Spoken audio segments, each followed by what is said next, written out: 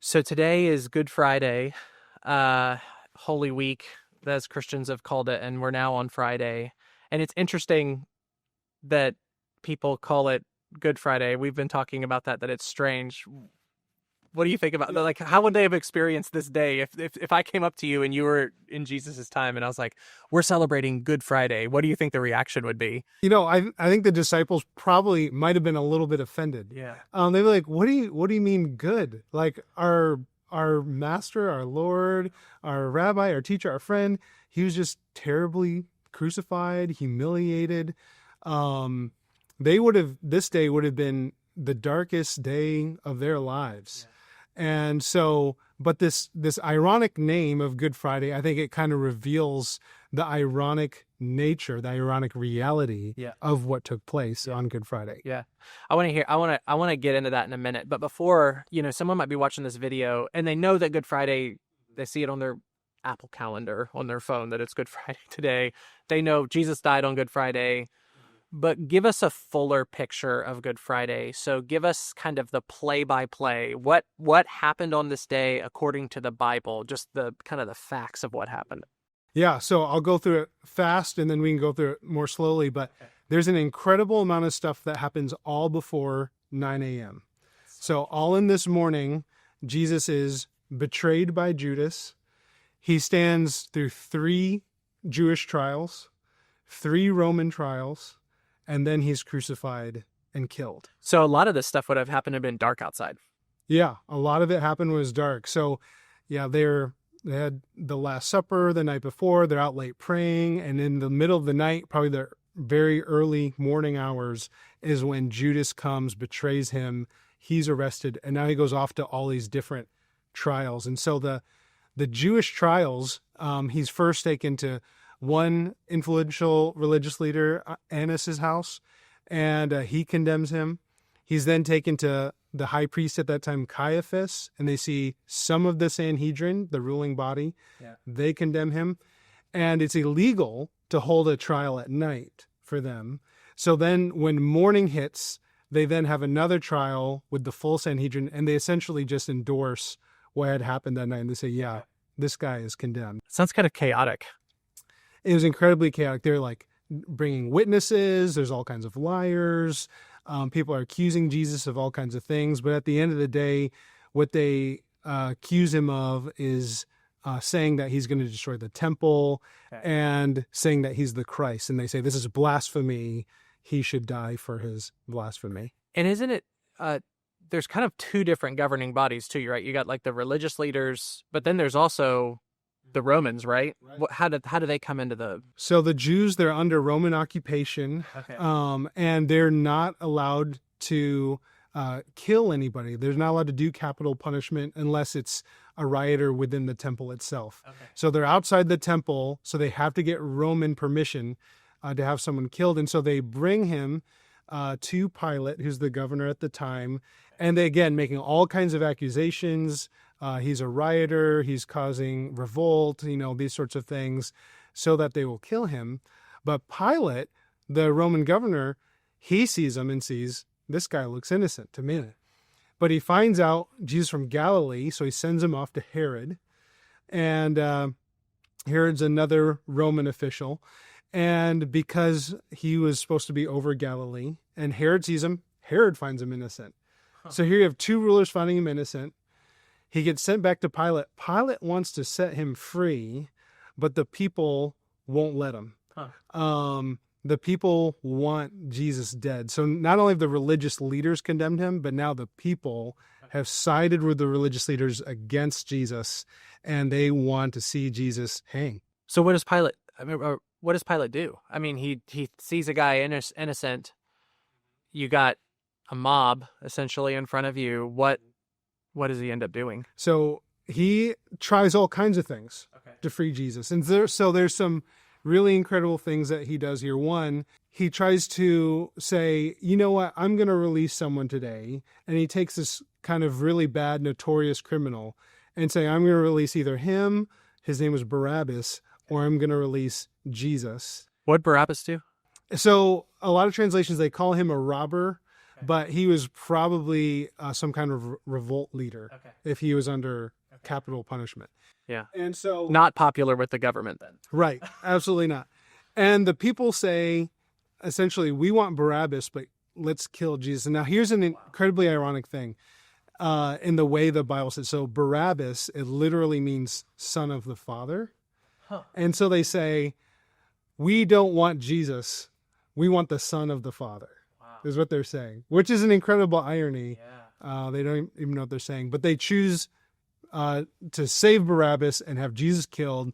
They're bloodthirsty. They're bent on his death. Okay. So What happens then? Because I think a lot of people are familiar with the story. Like, we know we're going to get to the cross, but doesn't Jesus, he gets mocked, he gets whipped. Does that happen at this point? yeah, so he's all throughout, he's getting mocked. Okay. So the Jewish trials, there's all kinds of terrible things happen. He's being spit on, he's being slapped, he's being hit. Not to mention, Judas had betrayed him, his friend. Peter denies him, one of his closest friends. And then you get to these Roman trials. At one point, Pilate has him flogged, which is a terrible thing. What is flog? We don't use that word a lot. Yeah, What does so that mean? he's beaten, we think, with rods and with whips. Okay. It would have torn skin off of his flesh. They put a crown of thorns on him. They put this robe on him and say, oh, look at your king, and all kinds of incredible mocking going on. When you get to the crucifixion, he has to carry the beam of the cross in front of the crowds. It's just incredibly humiliating, incredibly painful. Okay. So you get to the cross. Talk to me about crucifixion. So I think people, you see a crucifix, someone wears it around their neck in our culture right now. Help me understand what it would have been like to just imagine I'm standing there and I am watching Jesus get crucified. What are the things I'm going to see in a Roman crucifixion? Yeah, so the cross was not meant to be an efficient means of killing someone. Okay. It was meant to make a demonstration. It was meant to say, here's the bad people you don't want to be like. And so it's designed to be painful and humiliating and shameful. So a big thing we overlook is, first of all, they're naked and there's no bathroom breaks on the cross. Many accounts of crucifixion, they have to urinate and defecate while they're up there. You see with Jesus specifically, he's up there and, they strip him of his clothes and they start handing out his clothes, deciding who's getting what of his clothes. It's like, oh, hey, buddy, hey, up there on the cross, you won't need this anymore because we know what's about to happen to you. Wow.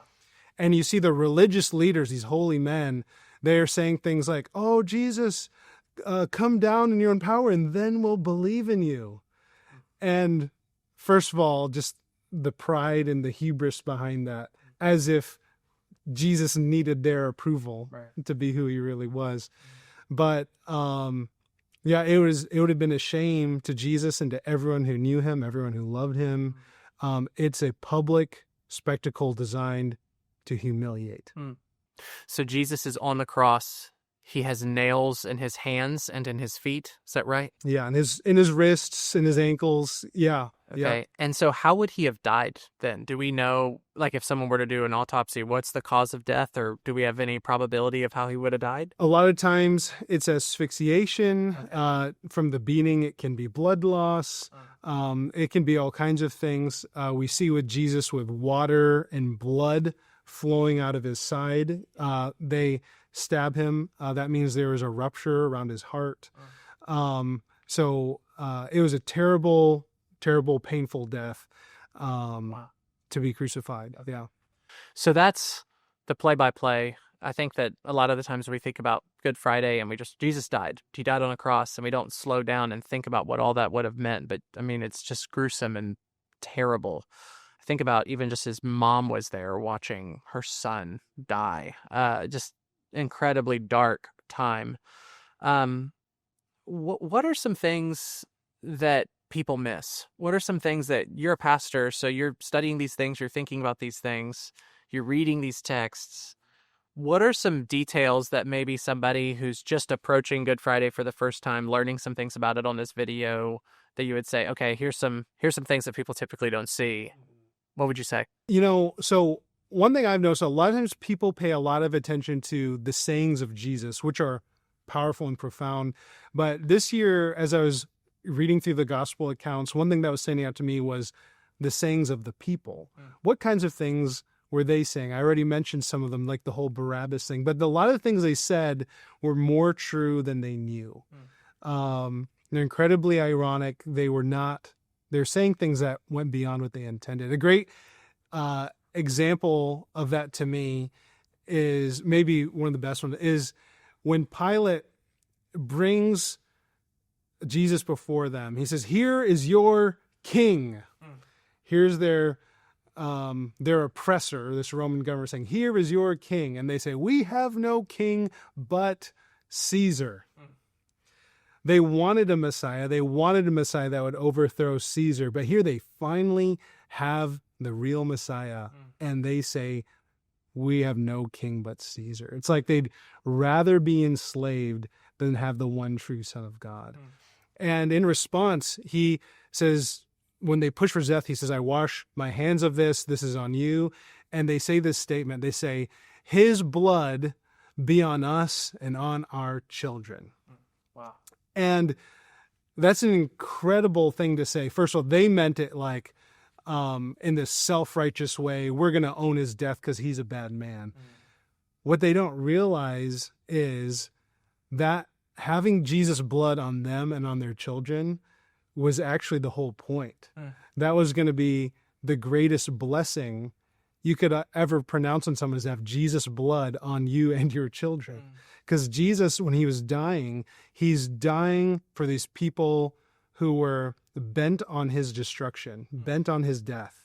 And he was willing to die for them so his blood could cover them and wash their sins and their children's sins and every generation that follows. So that's amazing. It's really powerful.